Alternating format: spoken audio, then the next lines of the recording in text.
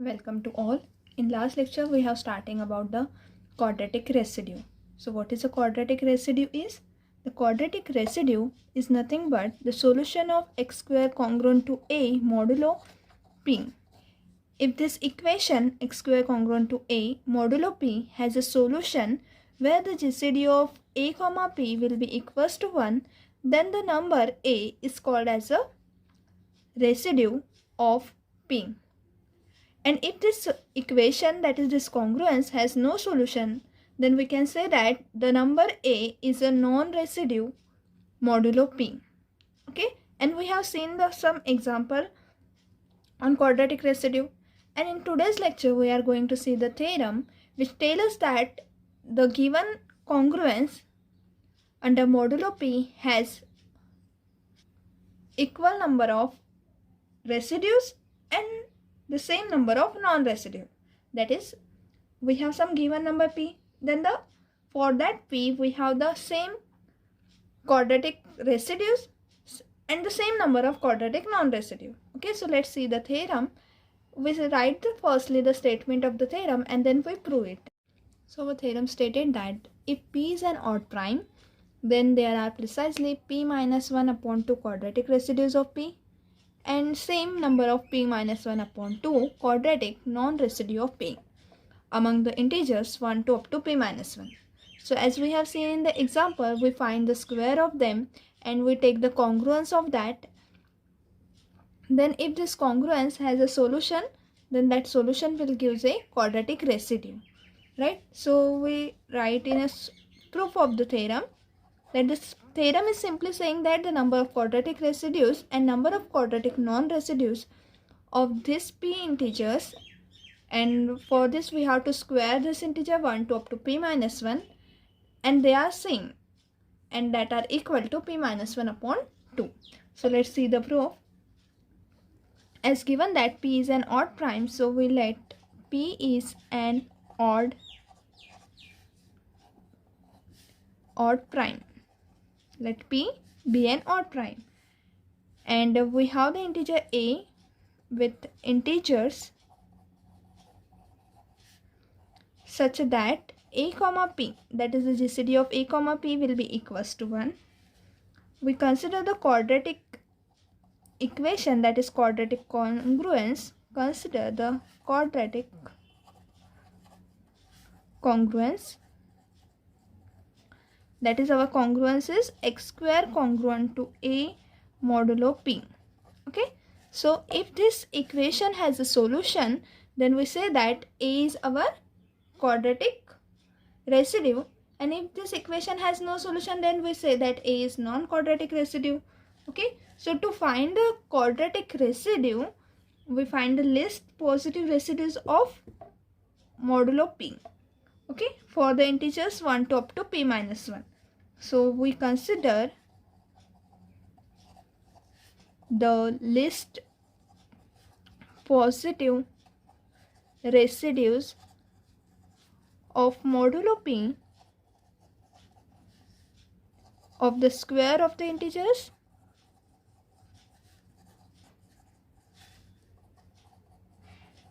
our integers are 1 to up to p minus 1. Okay, so we have to consider the square of this integer, that is if this integer is a solution of this congruence, then we get the residues, right? So we take the square of this integer. 1 square will be equivalent to p minus 1 square, because since p minus 1 square will be equal to p square minus twice p plus 1. Okay, and this is congruent to what? This is congruent to 1 modulo p, and 1 modulo p is nothing but 1 square. Okay, so 1 square congruent to p minus 1 square, 2 square congruent to p minus 2 square. Okay, in the same way that we have seen this p minus 1 square, for this we open the bracket and this is congruent to 1 modulo p. In the same way we can open the bracket p minus 2 whole square and this bracket will be congruent to 2 square, okay, under modulo p. So in the same manner we can proceed further. So we get p minus 1 square, because we have to find the square of this integer, And when we find the square of this integer, 1 square is equivalent to p minus 1 square, and it is equivalent to something that under modulo p, we have to find the least positive residue. For example, here 2 square is nothing but 4, right? But under modulo 3, it will be congruent to 1. Because if we take p is equals to 3, then it is congruent to 1. So this 1 is our least positive residue. This 4 is not a least positive residue because 4 is again congruent to 1 under modulo 3. So we have to solve the congruence, and then we have to find the least positive residue under modulo p. Okay, so we have taking the square of this integer because we have to solve this congruence in a quadratic congruence. So for this we take the square of this integer, and as we know that this again p minus 1 square will be congruent to 1 under modulo p.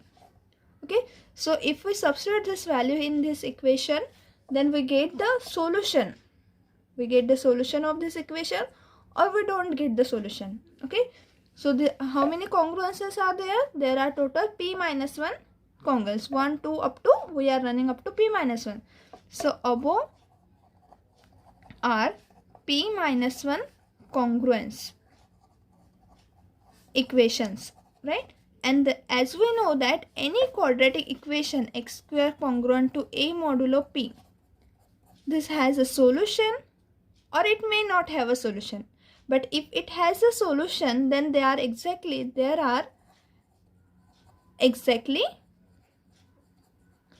two solutions.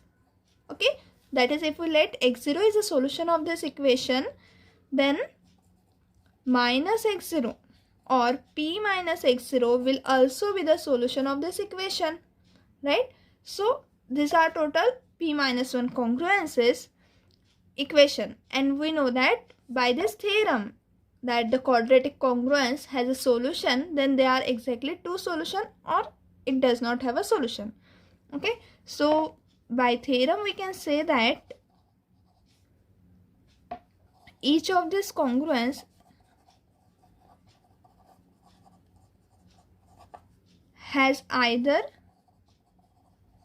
no solution or two incongruent solution. And since we can see here that p minus 1 square is congruent to 1 modulo p, so here p minus 2 square will be congruent to 2 square modulo p. So there are totally, as they are equivalent, that is, this is equivalent to this and 2 square will be equivalent to next previous to this equation.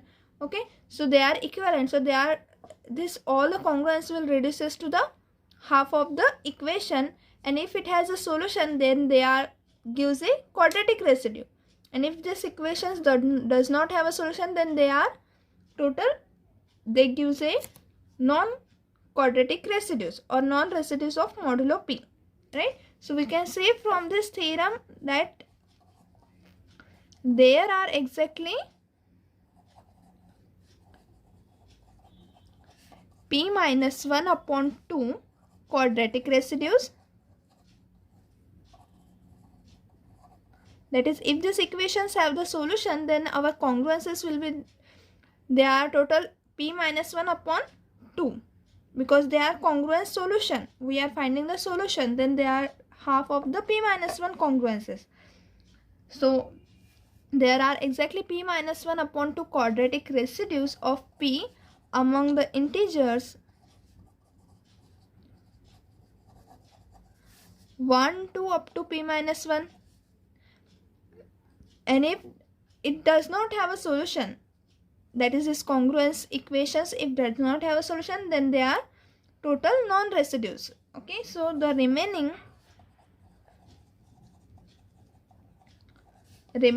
ones, p minus 1 minus p minus 1 upon 2, that is, we are subtracting from this p minus 1 congruence, that gives a quadratic residues, and if we subtract the quadratic residue, we get the quadratic non-residues modulo p.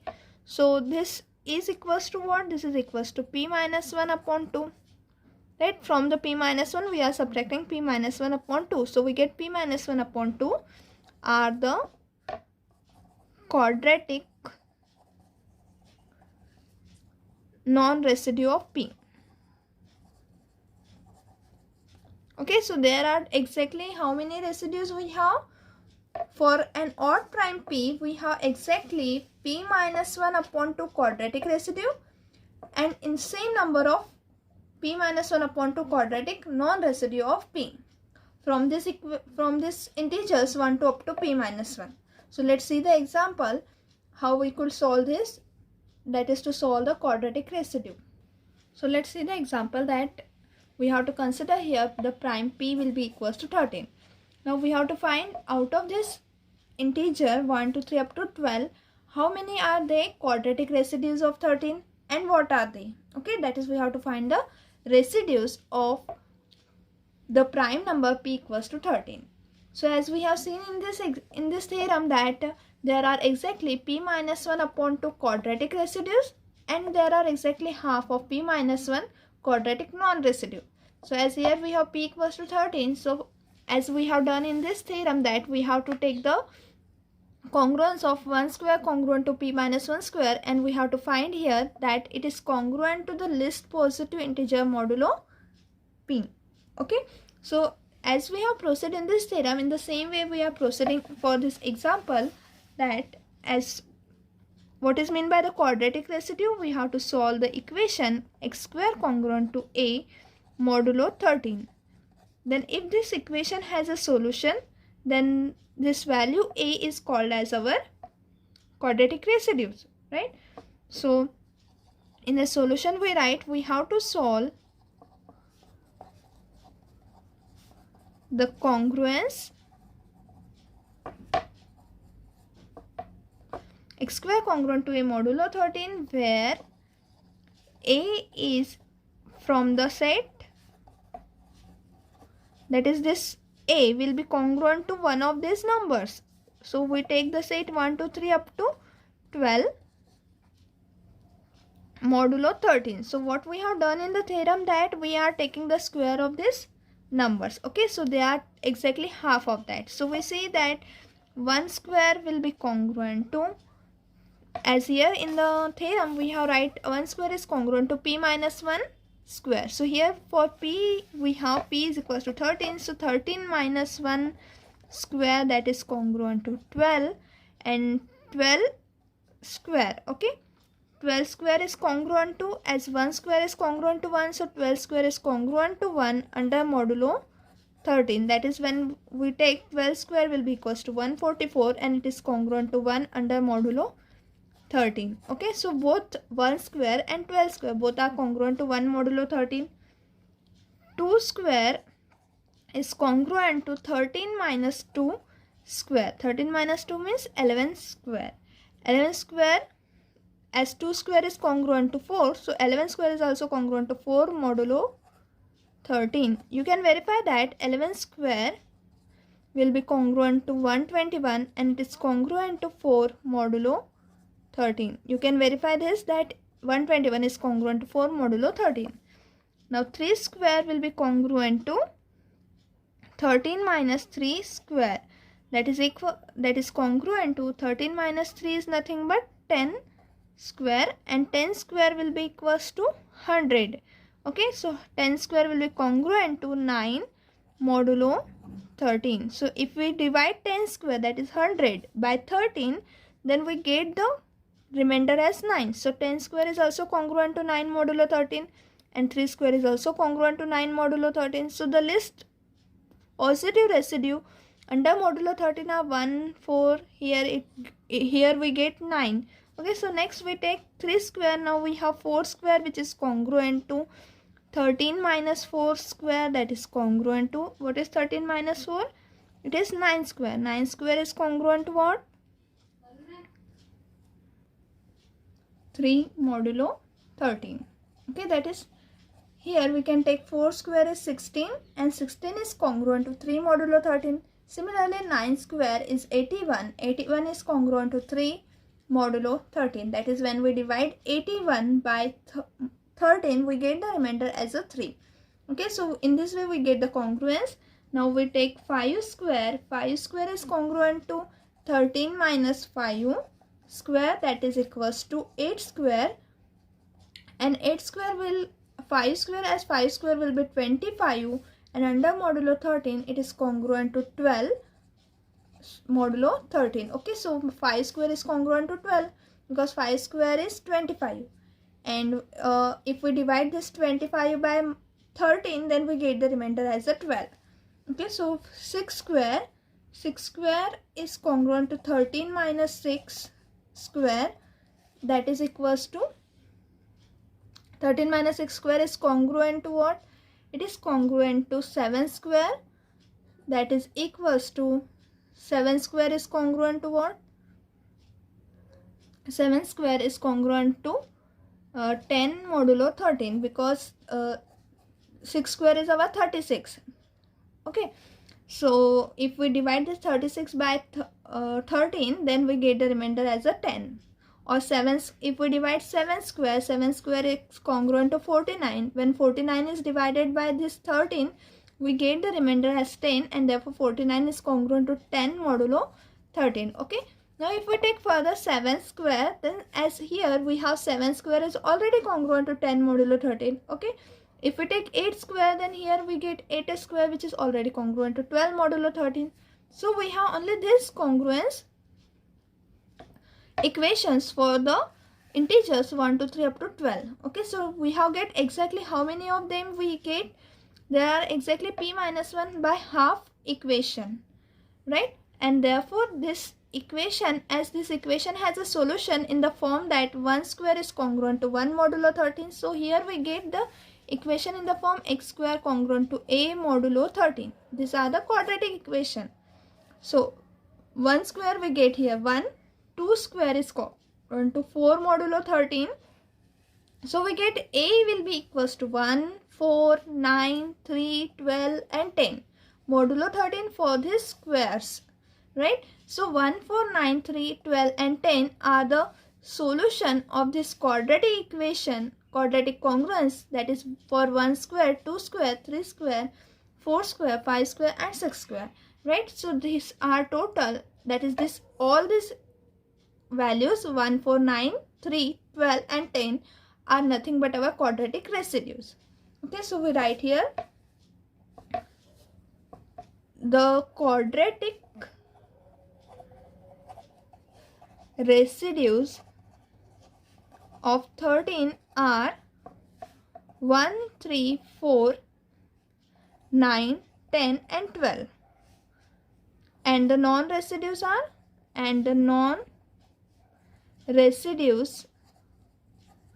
are, so remaining of the integer, these are the quadratic residue. Now remaining from this set 1 to 3 up to 12, from this set the remaining are non-residues. So what are the remaining numbers from this list? We have 2, 3 is done, 4 is done, 5, 6, 7, 8 and 11. Okay, so these are the numbers which are non-residues of our given modulo p. Okay, so here we can say that there are total exactly 6 quadratic residues and there are exactly 6 quadratic non-residues. So the number of quadratic residues are equal to the quadratic non-residue. Okay, so in this way, in this example, you can see that the number of quadratic residues and number of non-quadratic residues are exactly equal. Okay, now we see one more theorem, that if the given number is a quadratic residue, then it is congruent to one of the numbers that are listed in the integers, that is 1 square, 2 square and so on up to p minus 1 upon 2 whole square. So any number which is congruent to that will be congruent to this 1 square, comma 2 square and so on up to p minus 1 square upon 2. So let's see that theorem.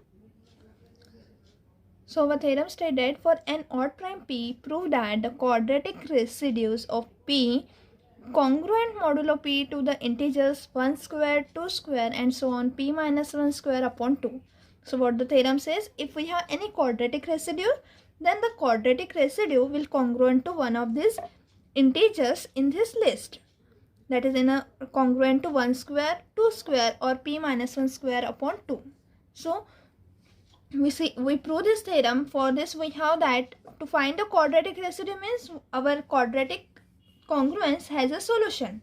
Okay, so we write in a proof that we consider the quadratic congruence, that is nothing but our x square congruent to a modulo p, and this quadratic congruence is solvable, right? Because as this is solvable, since because we require the quadratic residue. Okay, so if it is solvable, then we have the quadratic residue, and that quadratic residue we have to show that it is congruent to one of these integers. Okay, so for this, as it is solvable, we can let alpha be the solution of equation 1. As alpha be the solution, what this implies that minus alpha is also a solution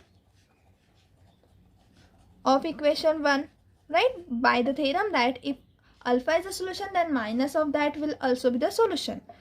So as we have this equation x square congruent to a modulo p, has equation 1 has two incongruent solution, that is this alpha and minus alpha both are incongruent, has two incongruent solutions, right?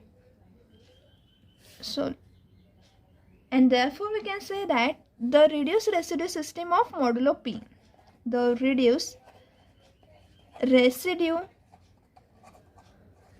system of modulo p, how it is denoted as, we can write the reduced residue system modulo p as in the set S, which is equals to plus minus 1 plus minus 2 and so on, plus minus p minus 1.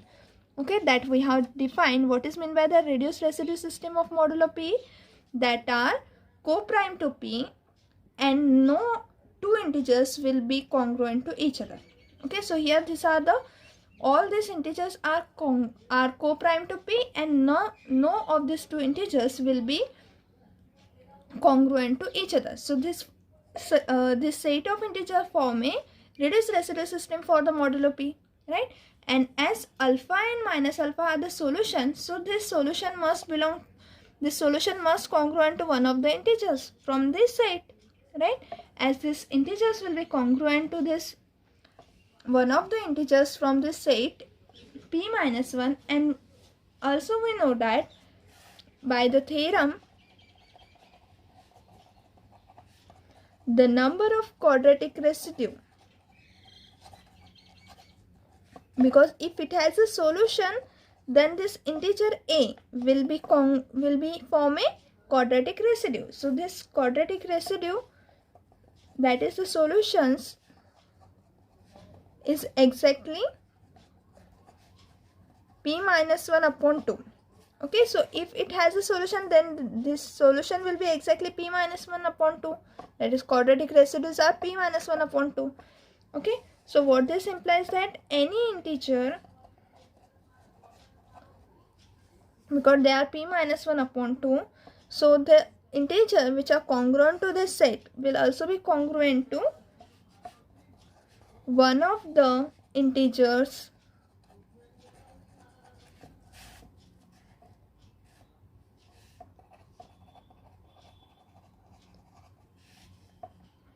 one square, 2 square and so on, p minus 1 upon 2 whole square, right, is a quadratic residue.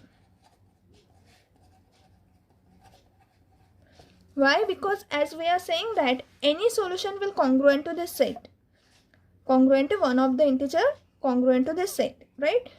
And as we know that there are exactly p minus 1 upon 2 integers, that gives a quadratic residue. So any integer which is congruent to the square of this, because the p minus 1 upon 2 integers are solution, so they satisfy the quadratic equation x square congruent to a modulo p. So they are in the form 1 square, 2 square and so on, p minus 1 square upon 2, right? Or we can write here the whole bracket p minus 1 upon 2 whole square. So this is quadratic. This, if any integer which is congruent to this set, then it is a quadratic residue. Okay, for example, if a is quadratic residue and a is congruent to p minus 1 upon 2 whole square, then a is quadratic residue, right?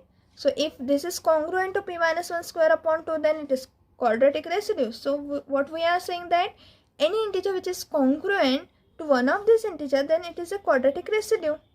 Now we have to show that these integers 1 square, 2 square and so on up to p minus 1 upon 2 whole square will be congruent to,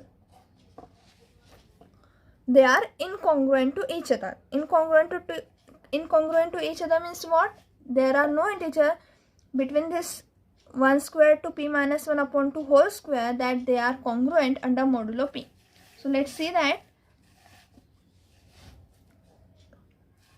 We show that this p minus 1 upon 2 integers are pairwise incongruent. For this we take any two pair r and s such that r square is congruent to s square modulo p. Okay, where 1 is less than equals to r, less than equals to s, less than or equal to p minus 1 upon 2. So here we have less than or equal to. Okay, what this implies, that r square minus s square congruent to 0 modulo p. Okay, that is r square minus s square, we take s square to this side. So what this implies, that by the definition of congruence, p divide r square minus s square. What this implies, that p divide r minus s into r plus s. By the formula of a square minus b square, we can write r minus s into r plus s. As p is a odd prime and p is dividing the product, so p divide r minus s or p divide r plus s. What this implies, r will be congruent to s modulo p or r will be congruent to minus s modulo p. Okay, so which gives a contradiction, that r congruent to s modulo p but r less than equals to s. Okay, so here we get the contradiction to our hypothesis that r and s are incongruent. So as they are incongruent, so as here we are getting that this is congruent to modulo p. Okay, so which is contradiction to our hypothesis.